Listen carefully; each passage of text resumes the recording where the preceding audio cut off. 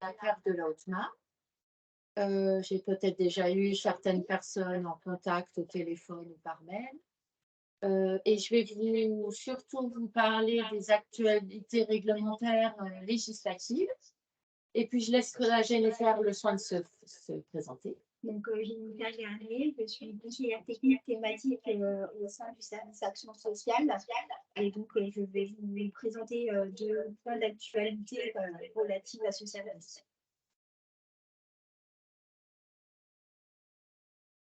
Ça coupe tout.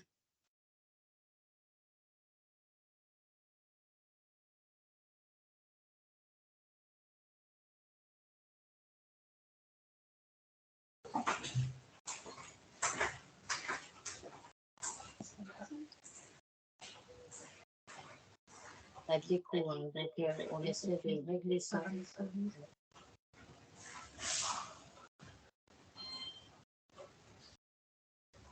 Paramètres de périphérique. Ah, c'est bon. J'espère que vous nous entendez toujours, par contre.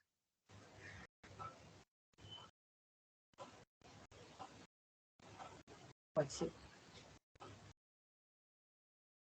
Alors, du coup, je vais vous afficher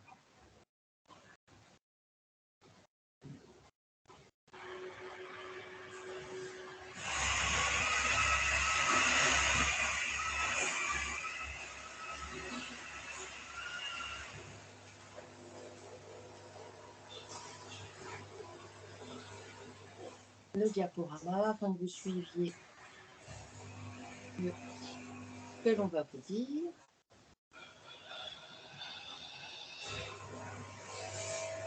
Alors, les actualités du mois de juin 2023. Je vais vous parler d'un webinaire qui va se dérouler la semaine prochaine pour les assistantes maternelles. Donc là, on a tous fait normalement nos déclarations à la CAF. Donc, je vais vous dire l'intérêt de faire les déclarations, même pour les allocataires, aux impôts et à la CAF. On rentre dans l'été, donc on rentre dans la période où les étudiants vont quitter leur logement. Je vous en parlerai. Donc, à la CAF, vous pouvez venir à l'accueil physique, mais on peut aussi prendre des rendez-vous téléphoniques. Jennifer, elle vous parlera de la Charte nationale du soutien à la parentalité. Moi, je reparlerai donc de la campagne de régularisation spontanée et on abordera les indus, la CAF qui représente sur les réseaux sociaux. Et la CAF, on est toujours en recrutement au moins 1 à 2 fois par an, si ce n'est pas 3. Et les prochains rendez-vous qui sont prévus avec les allocataires. Donc, le premier point concerne le webinaire à destination des assistants maternels et des animateurs de relais petite enfance que la CAF organise en relation avec Page Emploi. Donc, ce webinaire aura lieu jeudi prochain, donc le 15 juin, de 17h30 à 19h. Donc, au programme seront abordés les services en ligne proposés pour l'accompagnement des usagers, la présentation de la télédéclaration Page Emploi et le calcul de l'abattement fiscal.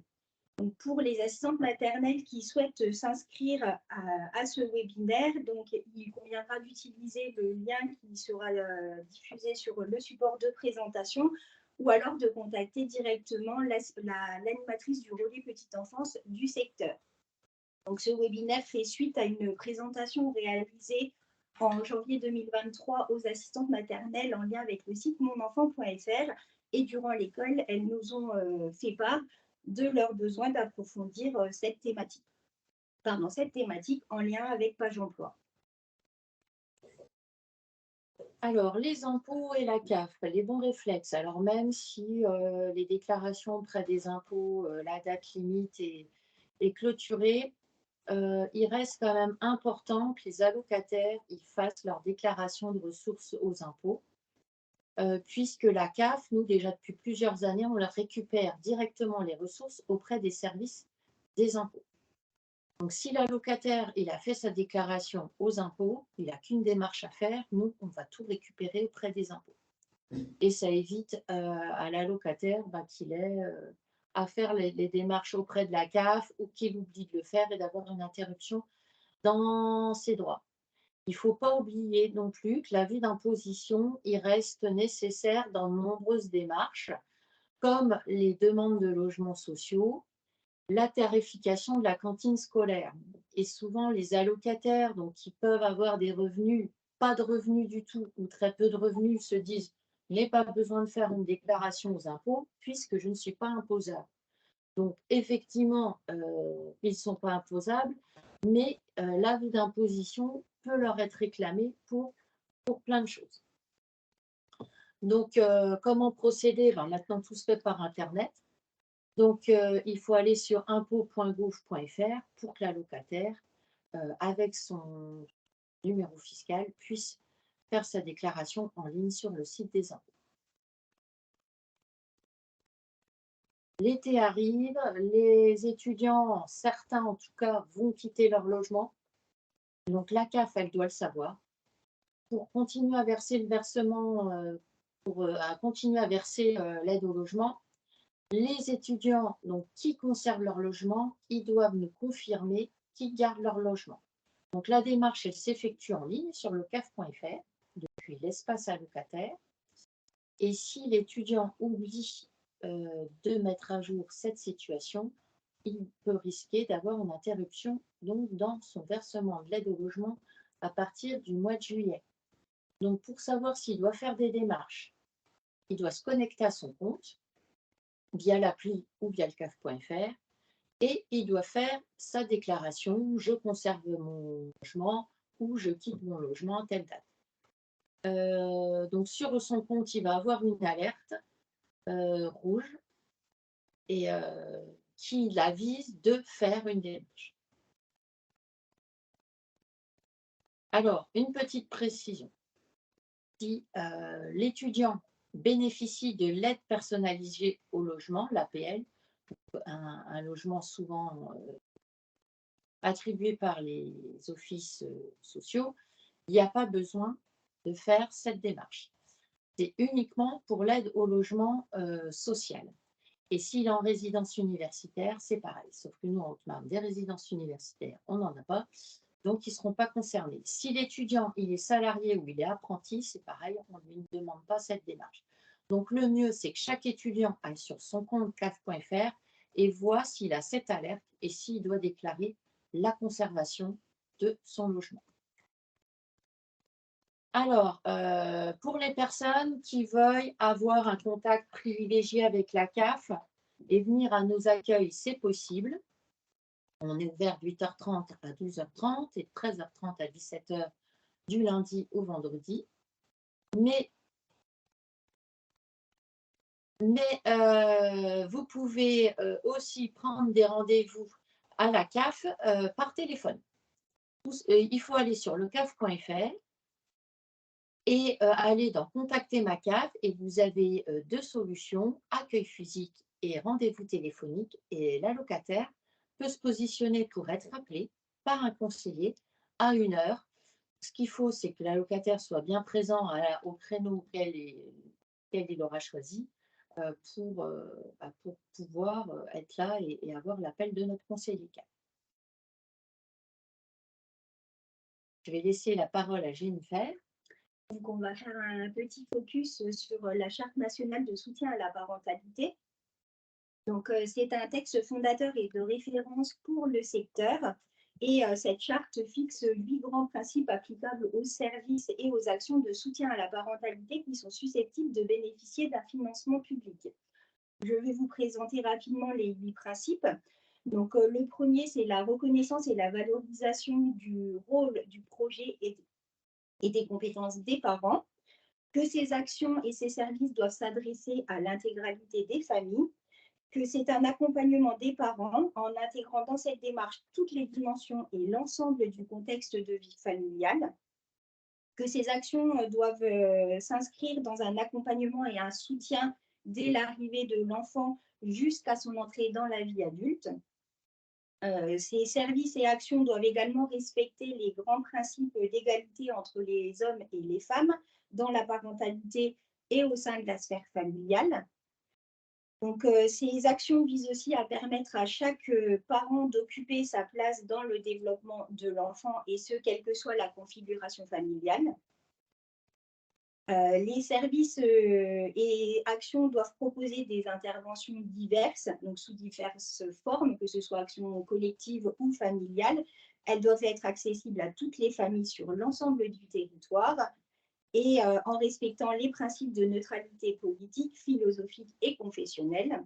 Et le dernier grand principe, c'est être le garant que les personnes qui interviennent sur ce type d'action, que ce soit des bénévoles ou des professionnels, soient compétents pour intervenir ou disposent d'une formation adéquate, et également qu'ils disposent de temps de partage d'expérience et d'analyse de la pratique dans le domaine de la parentalité. Donc, pour rappel, le soutien à la parentalité est une politique publique à part entière, et elle constitue un investissement social qui permet d'améliorer le présent des familles, mais aussi de les accompagner pour mieux prévenir les difficultés auxquelles ils pourraient faire face. Alors, je te remercie, Jennifer, et je te libère. Merci. Je vais continuer le fil des actualités réglementaires, et tout à l'heure, Grégory Steven Lamy viendra nous rejoindre en webinaire pour vous parler et vous faire un point sur la lutte contre la fraude. Alors, moi, je vais commencer à vous parler des indus. Et puis, donc, Grégory vous parlera de la lutte contre la fraude.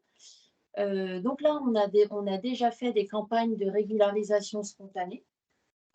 Dans le cadre de la prévention des indus, une campagne de régularisation spontanée sur la situation des enfants salariés a été mise en place au mois de juin. Donc, on a envoyé des incitations à télédéclarer immédiatement tout début ou reprise d'activité salariée des enfants, donc à un panel d'allocataires qui avaient des enfants, on va dire, surtout en âge de travailler. Donc, on s'est aperçu que les allocataires, alors ce n'est pas volontairement, oublient de nous déclarer les changements de situation des enfants. Et nous, quand la CAF s'en aperçoit, ça génère des indus. Et si la situation date de 6 mois ou 1 an, ça génère même des gros indus. Donc la régularisation spontanée, donc cette campagne d'incitation envers les parents, elle vise à ne pas sanctionner les allocataires qui n'auraient pas déclaré le changement de situation de leurs enfants, en les incitant à mettre à jour la situation. Et nous, en contrepartie, on ne qualifie pas le dossier de fraude. Et cette campagne s'inscrit par conséquent dans le cadre de la mise en place effective du droit à l'erreur. Cette campagne elle a plusieurs objectifs. C'est de promouvoir la déclaration en ligne, inciter les allocataires à déclarer immédiatement tout changement de situation, et surtout éviter les indus liés à une déclaration tardive, et sensibiliser les usagers sur leurs obligations déclaratives dans le but de prévenir la fraude. Et donc, effectivement, comme je vous l'ai dit, les parents ne sont pas toujours sensibilisés au fait qu'un changement de situation dans la situation de leur enfant, ça peut interrompre leur droit à certaines prestations, voire à diminuer. Alors, la CAF, elle est présente sur les réseaux sociaux. On est déjà présent sur Facebook, on a plus de 1200 abonnés. Sur Twitter, on a 550 abonnés, et sur LinkedIn avec 650 abonnés. Et depuis peu, donc depuis le mois d'avril, on a mis en place un partenariat avec les élèves du BTS SP3S du lycée Bouchardon. Ces élèves, ils ont travaillé sur la communication de la CAF dans le cadre de leur projet d'application tutorée. Et du coup, ils ont mis en place et ils ont développé la présence de la CAF. Donc maintenant, on est présent sur Instagram et sur YouTube. Donc le message, c'est abonnez-vous à l'un de ces canaux pour avoir toutes les informations. Alors on est toujours en recrutement à la CAF. On est essentiellement en recrutement pour des postes de conseiller téléphonique. Alors en CDI et en CDD, puisqu'on a beaucoup de mouvements. On a des gens aussi qui évoluent au sein de notre organisme, donc il faut les remplacer. Et personnes qui trouvent d'autres postes ou qui évoluent dans d'autres CAF. Donc, on est toujours en recrutement. Là, notre prochain recrutement et notre prochaine formation, donc il y a une petite erreur sur le slide, c'est mis à partir du 19 juin. Mais du coup, on doit recruter beaucoup plus de personnes, donc elle est repoussée une semaine. Elle est repoussée au 20. Donc une semaine, ça doit faire du 25 au 26 juin. Donc les personnes peuvent encore envoyer des candidatures à l'adresse qui est indiquée en vert, ressources.chaumont@caf.cnafmail.fr. Donc je vous rappelle la mission des postes de téléconseiller, c'est gérer les appels entrants, informer et accompagner les allocataires qui nous appellent, surtout sur l'utilisation des services du CAF.fr, répondre aux nombreux courriels de nos allocataires et traiter aussi des dossiers simples et répondre à des questions de premier niveau assez simples.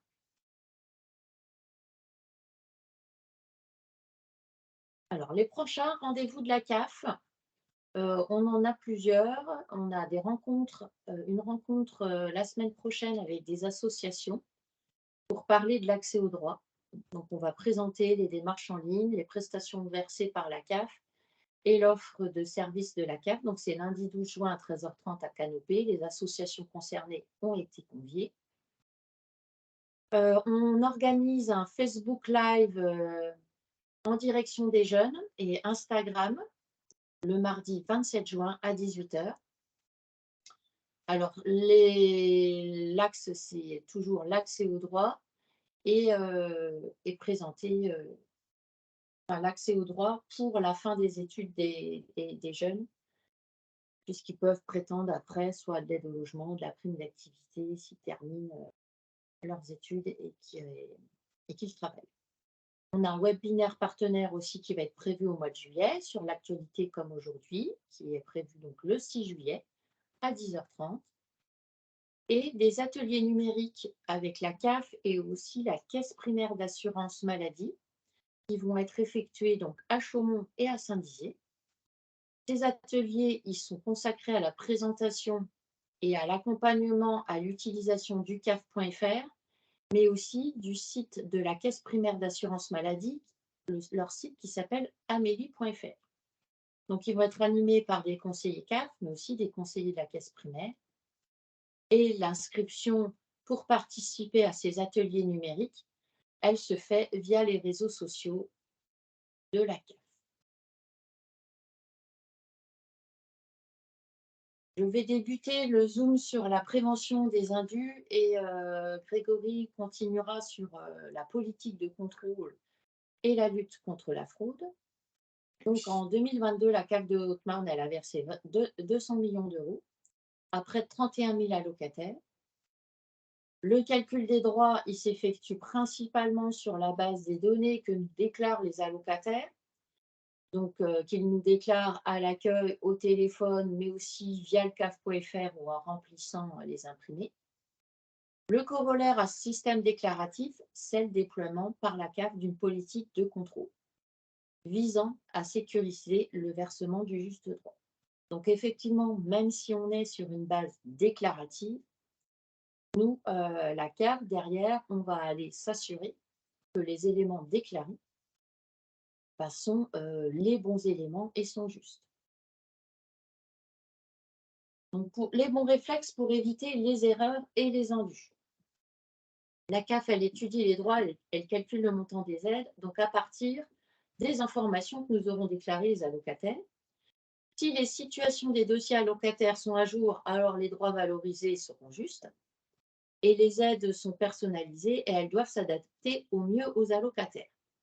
Donc, pour info, en 2020, on a versé 83,6 milliards d'euros. Alors, c'est toutes les CAF, hein, ce n'est pas la CAF de la Haute-Marne. Et les indus représentent environ 2,6 milliards d'euros.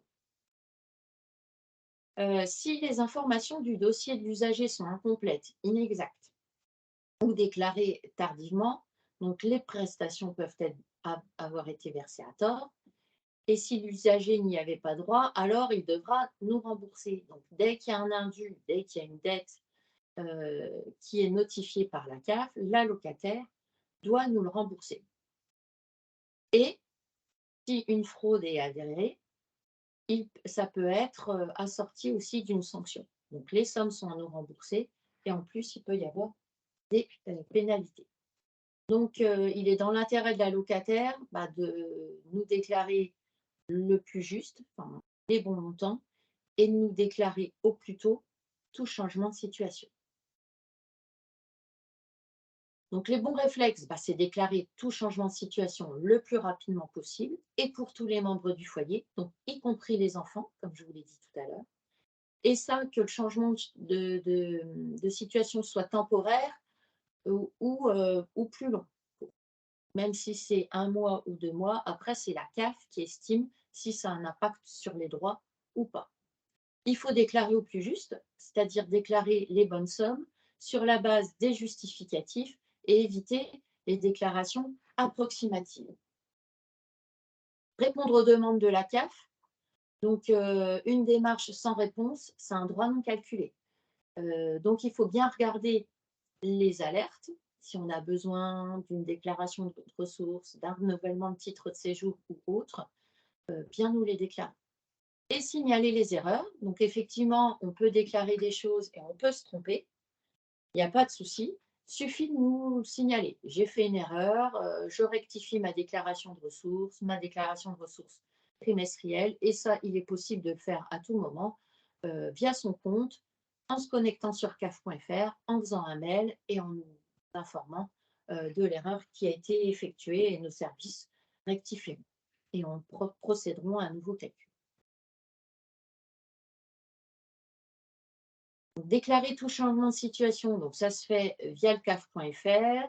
Dans l'onglet déclarer un changement de situation, donc avec le site internet, ce qui est pratique, c'est que ça peut être fait à tout moment, 24 heures sur 24 et 7 jours sur 7. Sinon, il y a toujours possibilité de se rendre à nos accueils ou faire un courriel. Alors, c'est quoi les changements de situation qui sont à déclarer à la CAF? Donc, il y en a plusieurs. La vie de couple, le mariage, le PACS, le concubinage, les débuts de vie commune, et puis pour les situations un peu moins drôles, les divorces, les séparations, mais qui doivent bien être aussi à nous déclarer. La vie familiale, c'est tous les événements tels que la grossesse, une naissance, une adoption, une arrivée d'enfant, un départ d'enfant. La vie des enfants aussi, la scolarisation, l'apprentissage, la reprise d'études, la cessation d'activité, l'entrée de l'étudiant ou de l'enfant dans la vie active et aussi les placements d'enfants. Tout ça, ça a des impacts sur les droits aux prestations familiales.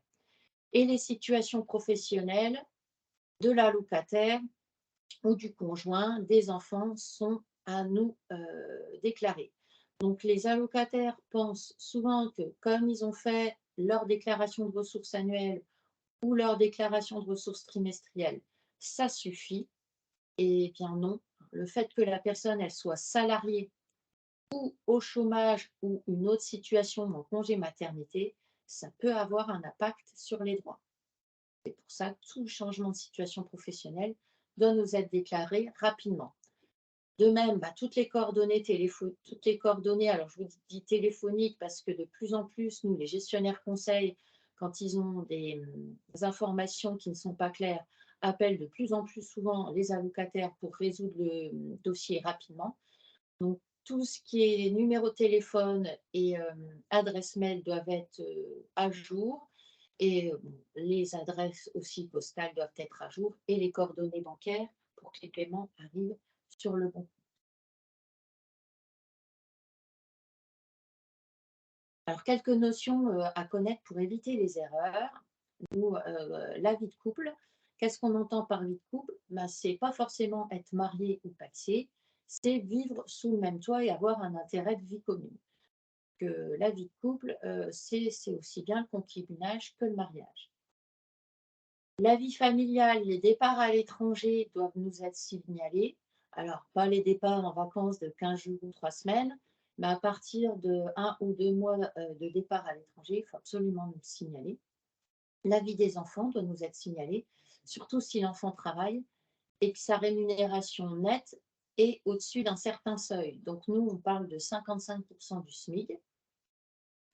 S'il gagne plus de 55% du SMIC, soit environ 1 008,51 €, il n'est plus considéré à charge. Donc tout début d'activité d'un enfant doit nous être signalé. Même s'il ne gagne que 500 €, elle doit nous être signalée. Donc les situations professionnelles, hein, comme je vous l'ai dit tout à l'heure, ça peut avoir un impact sur les prestations. Il faut bien nous indiquer le changement de situation professionnelle et mettre à jour les coordonnées, changement d'adresse, parce que ça a un impact sur l'aide au logement et départ du logement. Alors, un bon réflexe à avoir et quelques petites précisions pour les personnes qui sont bénéficiaires du RSA, de la prime d'activité ou de l'allocation adulte handicapé, ces personnes-là doivent faire des déclarations chaque trimestre. Donc, pour que les droits soient calculés au plus juste possible, quelques petites règles que je vais vous rappeler. Donc, c'est bien toutes les ressources du foyer qui sont à déclarer, celles de l'allocataire, celles du conjoint et celles des enfants à charge. Avant toute déclaration, l'allocataire, il doit bien vérifier que les informations concernant son dossier sont à jour. Donc, il va repasser automatiquement sur sa situation familiale, professionnelle, ses coordonnées, etc.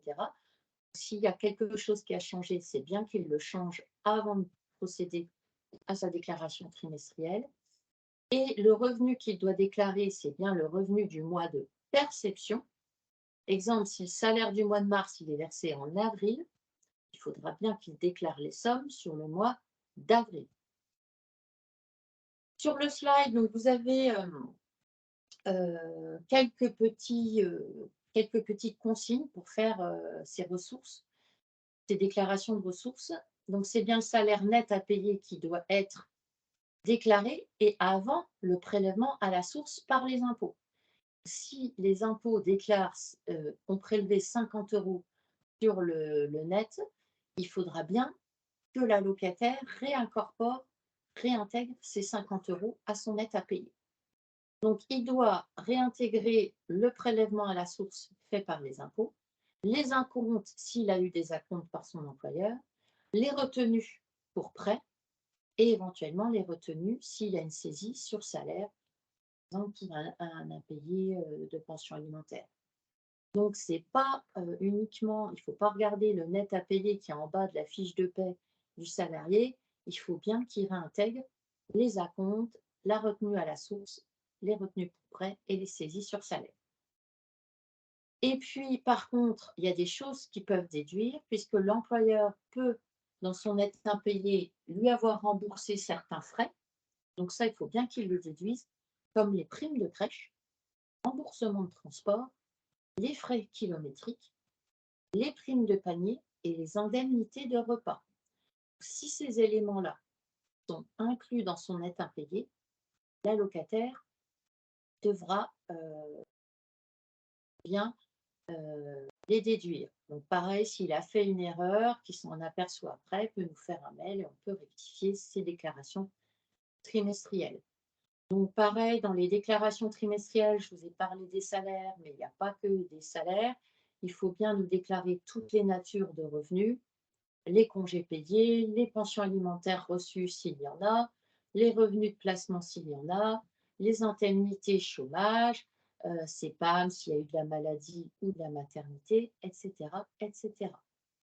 Et pour la location adulte handicapé, la petite différence, c'est qu'on ne travaille pas sur du net impayé, mais bien sur du net imposable, qui est beaucoup plus simple parce qu'en fait, l'allocataire va regarder son net imposable et il doit remettre ce montant-là uniquement.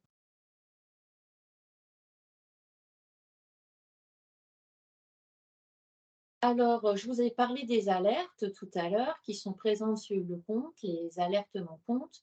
Donc, dès qu'il y a une alerte rouge sur le compte CAF de l'allocataire, c'est qu'il doit nous fournir un document ou répondre à des questions. C'est assez visible. L'allocataire clique sur l'alerte et il sait ce qu'il doit fournir, quel type de réponse nous attendons.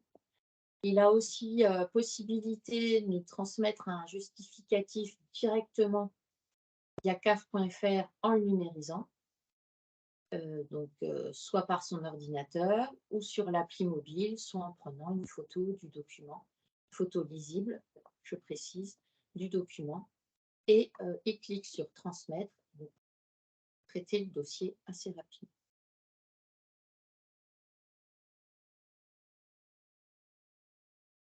Donc, je vous ai tout à l'heure parlé des erreurs. Effectivement, l'allocataire peut commettre une erreur, il suffit qu'il nous le signale, on rectifie et on procède à un nouveau calcul des droits qui peut amener à un invu. Donc, c'est le droit à l'erreur et en cas de droit à l'erreur, il n'y aura pas de sanction. C'est dans le cadre des démarches proactives conduites par la CAF. Nous, on fait des campagnes régulières d'information auprès des allocataires pour leur rappeler leur obligation de déclarer les changements de situation. Et si l'usager régularise la situation rapidement, aucune fraude ne sera retenue. Donc en mars, on avait fait un rappel sur les situations de vie maritale. Donc certains allocataires avaient été ciblés et on avait sensibilisé sur le fait de déclarer chaque changement de situation familiale.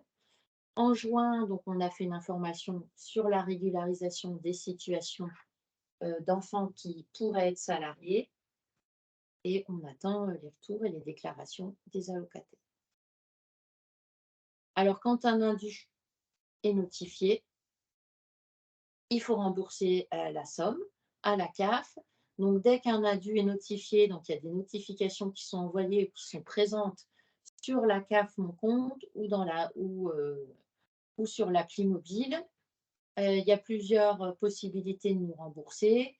C'est essentiellement par prélèvement automatique. Quand il y a des prestations, on va retenir sur les prestations. Quand il n'y en a pas, c'est prélèvement automatique. Mais le remboursement peut aussi se faire par carte bancaire.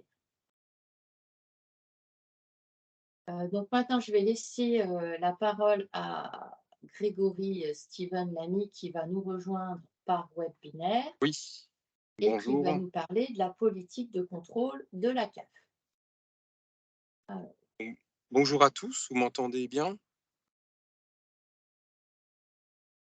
alors moi, je t'entends, Grégory. Oui, c'est bon, donc ça marche, non mais très bien. Voilà, bon, bonjour à tous. Donc moi, voilà, je vais vous présenter la politique de contrôle de la CAF. Donc toutes les CAF, hein, voilà, déploient une politique de contrôle qui a pour objectif, en fait, objectif de vérifier, sécuriser les données qui sont déclarées par les allocataires et pour verser en fait les justes droits. Donc voilà, donc les déclarations comme ont été présentées par Delphine précédemment. En fait, suite aux déclarations, des contrôles sont effectués sur la base en fait, des détections d'incohérences qu'il peut y avoir entre soit la déclaration et le réel par nos informations en fait inter, on va dire administration, et puis également aussi toutes les déclarations qui sont faites et qui sont aussi parfois signalées par des organismes qui soient extérieurs ou même en interne, Donc il existe donc plusieurs types de contrôles, donc le data mining, les signalements internes et les contrôles sur pièces. Donc le data mining, là, c'est vraiment des dossiers allocataires qui sont comparés selon des profils bien identifiés et en fait avec des dossiers qui sont scorés mais également qui sont plus ou moins présentés entre eux. Ensuite, les signalements internes, donc externes, c'est ce que je disais précédemment, donc des signalements internes, c'est-à-dire lors de la liquidation d'un dossier, la création d'un dossier, peut y avoir des incohérences qui sont visibles par l'agent en fait, le gestionnaire conseil. Donc là, il va nous signaler qu'il y a quelque chose qui n'est pas clair dans le dossier, ou alors des signalements externes, donc par des partenaires. Donc ça peut être tout type de partenaires existants, hein, même enfin je veux dire extérieur, quand on dit partenaire extérieur, ça peut être Pôle emploi, ça peut être la justice, ça peut être la gendarmerie.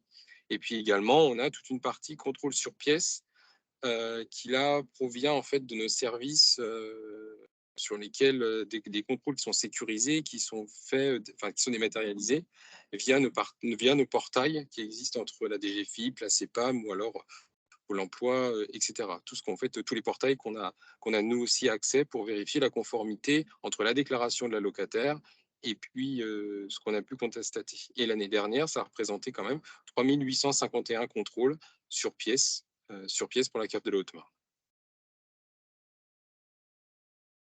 Sur le contrôle sur place, donc là, voilà, on a aussi un autre type de contrôle. Donc, voilà, donc là, ça vise en fait des dossiers qui sont, nous on appelle ça dans la branche risquée, c'est-à-dire que des anomalies en fait sont relevées dans le dossier ou des incohérences qui sont relevées, donc soit automatiquement, décelées, donc là, on va procéder à un contrôle sur place, ou alors des dossiers qui sont suivis et qui connaissent certaines irrégularités. Donc là, dans ce cadre-là, le contrôleur assermenté dispose de tout moyen pour vérifier les données du dossier, que ce soit tout d'abord la vérification des comptes bancaires, le contrôle des comptes bancaires, les déclarations, voilà, on a mis préalable à l'embauche, mais aussi tous les autres accès qu'on peut avoir d'un document, que ce soit une attestation de domicile, via les fournisseurs, via ce que le locataire va nous fournir. Et voilà, en fait, c'est vraiment sur tout moyen que le contrôleur peut faire. À la CAF de Haute-Marne, donc nous disposons de 2 contrôleurs, donc un sur la partie Haute-Marne et puis un autre qui participe aussi au contrôle dans le cadre d'une entraide qu'on a avec 2 autres départements que sont la Marne et la Meuse. Aussi, pour précision, une charte de contrôle sur place est disponible sur le site caf.fr. Voilà, pour que le contrôle sur place soit en fait aussi une modalité de contrôle transparente, donc on peut retrouver avec les droits et obligations de la locataire. L'année dernière, 307 contrôles sur place ont été réalisés, ce qui a généré 165 rappels pour un montant de 187 857 € et 199 indus pour un montant de 745 156 €. Et ce qu'on peut remarquer aussi, c'est que il y a plus de rappels en fait et d'indus, puisque lors du contrôle, le contrôleur, lui, on en revient à ce qui était présenté aussi avant, c'est qu'il est là, il contrôle la situation, et d'un côté, en effet, avec des indus, parce que la déclaration n'était pas correcte, en fait, conforme, pas forcément jusqu'à une suspicion de fraude, on le verra après, mais c'est plutôt que, voilà, il y a aussi des rappels qui sont faits, puisque la locataire n'a pas forcément bien déclaré, et c'est aussi à son avantage lors du contrôle. On a vraiment le biais des deux, le contrôleur, lui, il est là pour vérifier le dossier dans un sens et dans un autre. En 2022, donc 2 types de contrôles ont fait l'objet aussi d'une attention particulière, donc avec le développement des téléprocédures, notamment, puisqu'un risque spécifique a été détecté, donc il est convenu de couvrir par des contrôles adaptés.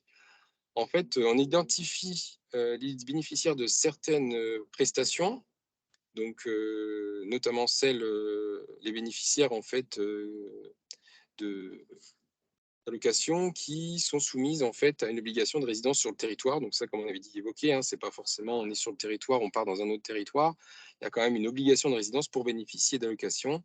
Et donc certains font des déclarations trimestrielles en fait à l'étranger, donc relevées. Et à ce titre-là, en fait, nous, le contrôleur, il va s'assurer que le locataire n'a pas été absent du territoire plus de 90 jours dans l'année, en reprenant que ce soit les passeports, toutes les pièces en fait qui sont prouvant qu'il n'était pas sur le territoire. Ensuite, un second domaine sur lequel la CAF de la Haute-Marne s'est investie l'année dernière, c'est la lutte contre la fraude et l'identité coupée et une fraude horrible. Donc là, en fait, est mis en place un service national de fraude, notamment de fraude à enjeu. Et donc là, en fait, ça dépasse des fraudes en fait qui sont développées il y a plusieurs années. Donc la branche famille a mis en place en fait vraiment une politique de contrôle par ce biais, puisque certains dossiers sont réouverts ou du moins ouverts à des identités qui sont comment dire, parce que je cherchais mon mot, en fait, avec une identité qui n'est pas la leur, mais par contre, ils ont usurpé une identité de quelqu'un d'autre et mis un RIB. Voilà, un RIB qui était créé dans une banque, en fait, une néobanque, donc qui n'est pas forcée, qui peut être ouverte sans forcément une vérification poussée de l'identité de la locataire qui bénéficie des droits.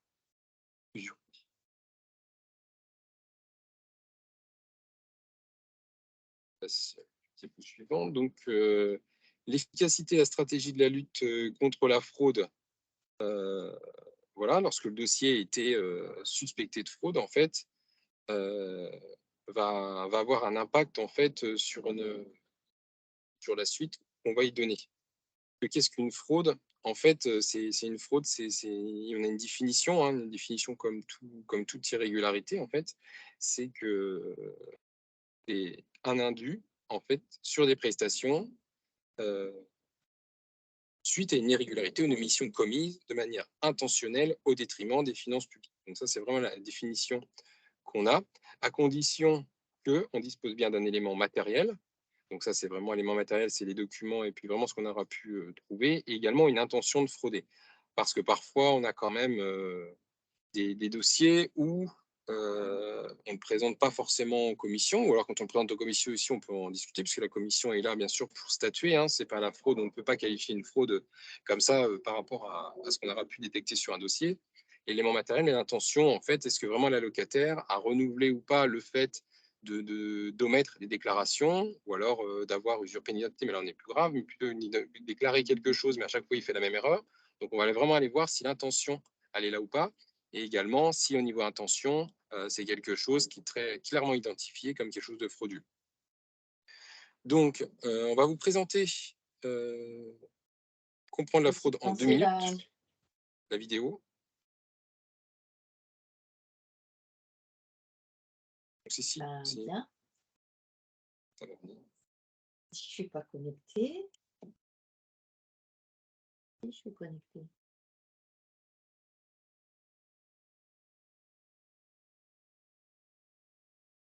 Je ne peux pas partager l'écran peut-être de la vidéo.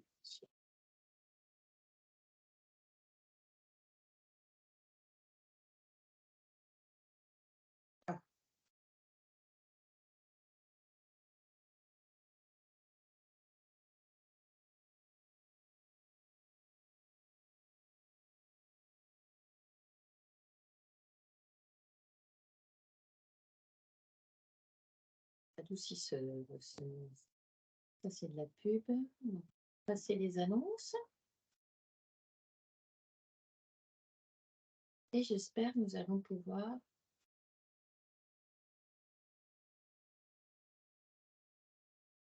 Voilà, vous voyez la vidéo?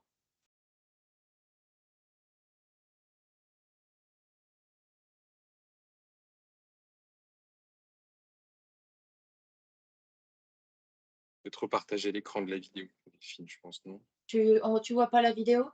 Non, on la voit pas. Ah ouais, parce que je suis toujours sur... Ouais, sur la diaporama. Peut-être remettre l'écran de la vidéo, ça sera.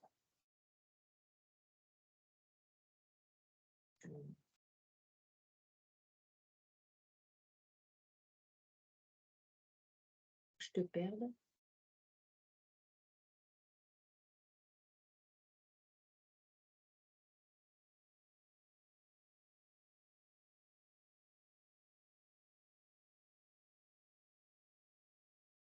Vous êtes toujours sur le diaporama? Ouais.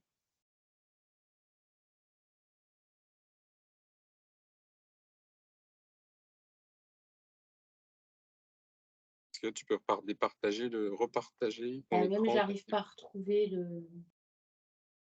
La croix en haut, sinon tu la retires, tu J'arrive pas à repartages. retrouver l'écran de partage.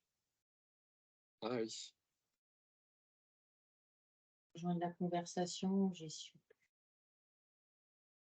Tu nous remettras le lien. Sinon, Oui. On le mettre le lien dans la verra, conversation. je vais repasser sur... Le lien dans la conversation. Et puis après, comme ça, chacun en disposera pour aller la voir. Ah non, Merci. je suis même plus sur le diaporama. Ah non. J'arrive pas à revenir sur le diaporama.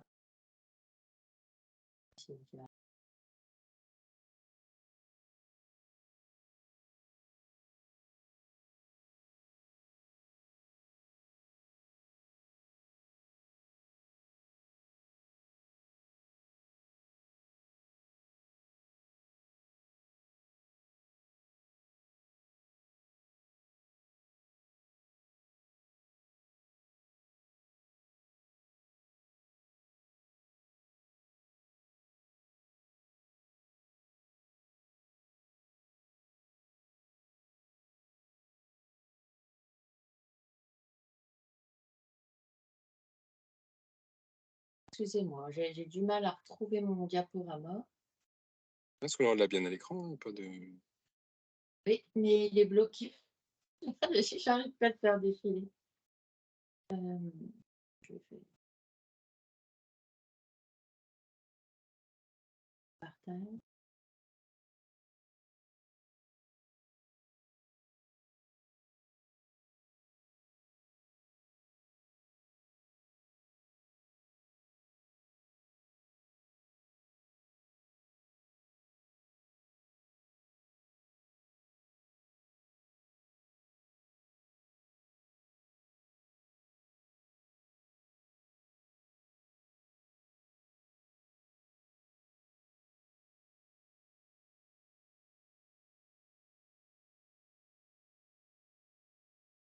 Non, vous voyez que ça défile toujours pas? Non, non. Peut-être te mettre la flèche sur l'écran que tu as derrière toi, peut-être que ça va le Bah placer. oui, mais ce qu'il y a, c'est que j'ai plein d'écrans et j'arrive Ah oui. plus à retrouver. En fait, ça m'a bloqué, ça m'a planté la vidéo. Ah non, c'est bon? Oui, c'est C'est bon, c'est bon, c'est bon. Excusez-moi, je suis pas une pro Non, non, de mais c'est vrai d'informatique. que quand on retire le partage, des fois, ouais, donc voilà, donc la vidéo, on la passera en lien. Après, c'était évoqué tout à l'heure par Delphine, hein, sur la loi ESSOC, justement sur le droit à erreur, donc le droit à l'erreur. Donc c'est... Voilà, nous, en fait, sur le contrôle contre la fraude, ça va être d'avoir une vigilance sur la nécessité d'identifier une intention frauduleuse. Lors d'un contrôle sur place, en fait, l'allocataire, lui, il est systématiquement invité à présenter des observations sur les constats matériels réalisés, en fait, lorsqu'il fait son contrôle. Mais également, surtout, derrière, c'est une procédure de contradictoire qui est mise en place, c'est-à-dire qu'après un contrôle, on envoie une procédure contradictoire à l'allocataire pour qu'il puisse voilà, soit dire oui, je suis d'accord, ou alors non, parce que vous ne disposez pas des éléments. Donc, soit il va revenir sur le contrôle, soit apporter des éléments complémentaires, ou soit aussi pouvoir voilà, se justifier des, des erreurs ou du moins des incohérences. Et suite à la notification de la décision de la commission administrative des fraudes, donc les allocataires notamment peuvent contester le caractère aussi frauduleux et la commission peut être amenée à déqualifier une fraude SIA, donc dans le même principe d'un contradictoire classique d'un contrôle sans fraude et la fraude aussi, et notamment d'un droit à l'erreur pour la fraude bien encadrée et bien à justifier dans le cadre de la loi ESSOC, donc la loi sur le instaurant le droit à l'erreur. Donc, la commission administrative des fraudes, on va voilà, un petit peu la développer. Donc, chaque CAF et chaque caisse, voilà, la sécurité sociale, en fait, a une commission administrative des fraudes qui va qualifier ou pas un dossier qui est suspecté de fraude. Donc, en 2022, 112 dossiers ont été reconnus comme fraude avérée pour un montant total de presque 850 000 euros, avec un montant moyen de préjudice de plus de 7 500 euros. Donc, on remarquera dans les différents types de fraudes qui existent, 77% du montant des fraudes en fait, correspondent aux minima sociaux, dont 50% pour le RSA, au total, enfin, sur le total général, et 15% des fraudes concernent les aides au logement. Voilà. Donc, en fait, au-delà des fraudes, voilà, on rappelle que la récupération des données liées aux ressources, notamment des prêts aux partenaires, quand même, devrait conduire à une diminution progressive des fraudes liées aux ressources, puisque les deux seront vraiment mis en cohérence très périodiquement, enfin, très régulièrement.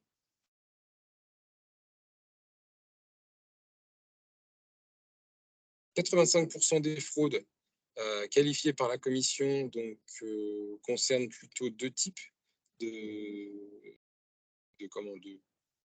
de fraude. Donc, c'est l'émission totale ou partielle de déclaration de ressources et également la vie maritale. Donc, ces deux conditions d'ouverture de droit en fait, influent fortement sur le montant des prestations, notamment sur les minima sociaux, et relèvent du déclaratif des allocataires. Donc, voilà, les chiffres sont donnés, mais c'est vrai que l'omission représente quand même un peu plus de la moitié de la vie maritale, plus de presque un tiers en fait, des fraudes qualifiées l'année dernière.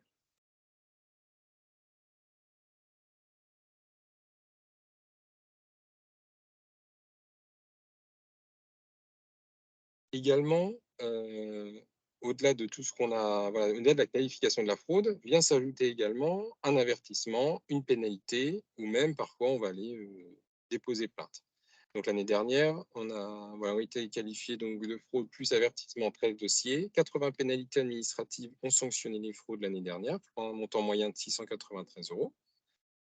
Et également, si le dossier est tel qu'on a des montants qui sont vraiment importants et puis qu'il y a une usurpation notamment d'identité ou alors une utilisation de faux papiers d'identité avec l'utilisation d'un RIB frauduleux, alors là, on dépose plainte en fait auprès du procureur de la République. Et l'année dernière, nous avons quand même déposé 21 dépôts de plainte. Sachant que la majorité des sanctions sont quand même les pénalités. Donc les questions qu'on peut se poser avec des vrais faux, voilà, on ne va pas revenir sur tous les textes, mais les questions sont importantes. C'est quand même les contrôleurs de la CAF ont accès à toutes les infos qu'ils souhaitent à l'insu des allocataires.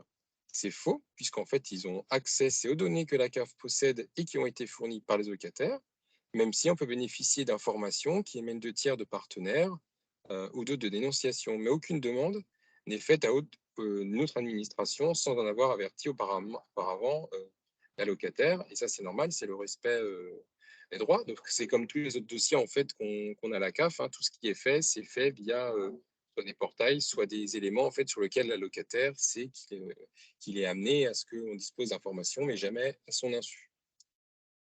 Un allocataire peut être contrôlé plusieurs fois. Oui, il peut subir plusieurs contrôles, mais avec des dates, en fait, avec des délais différents entre chaque, sachant qu'on ne peut pas réaliser de contrôle 18 mois après le premier, si celui-ci avait eu une conséquence financière. Et dans le cas inverse, alors on peut le contrôler 12 mois d'écart. Pendant le contrôle, les allocations ne sont pas forcément suspendues.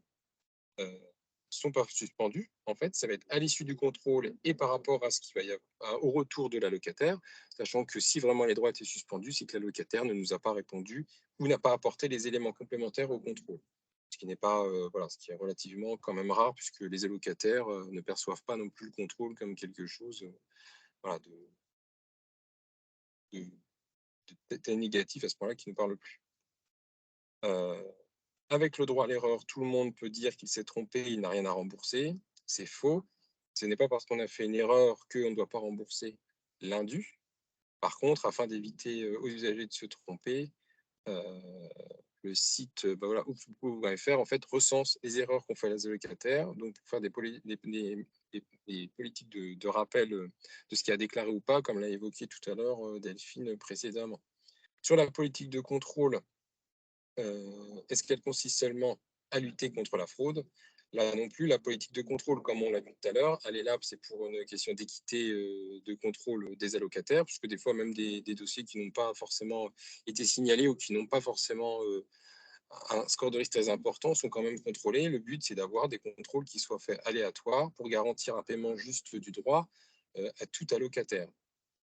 Et l'année dernière, en 2021, les contrôles ont entraîné le versement de 328 millions d'euros. Au titre des rappels, comme je disais tout à l'heure, un contrôle ne veut pas forcément dire un dû. On a quand même fait des rappels de droit pour les allocataires.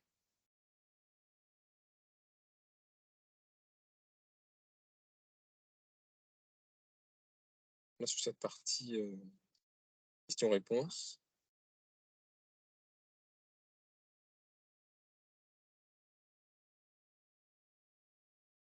Grégory, tu as terminé sur la lutte contre la fraude. Oui, c'était la question-réponse, c'était le dernier point. Après, non, c'était bon pour moi. J'avais pas. Si vous avez des questions, peut-être, je ne sais pas, sur ces sujets. Après, voilà, n'hésitez pas. Puis, de toute façon, même après, on peut revenir sur ces questions.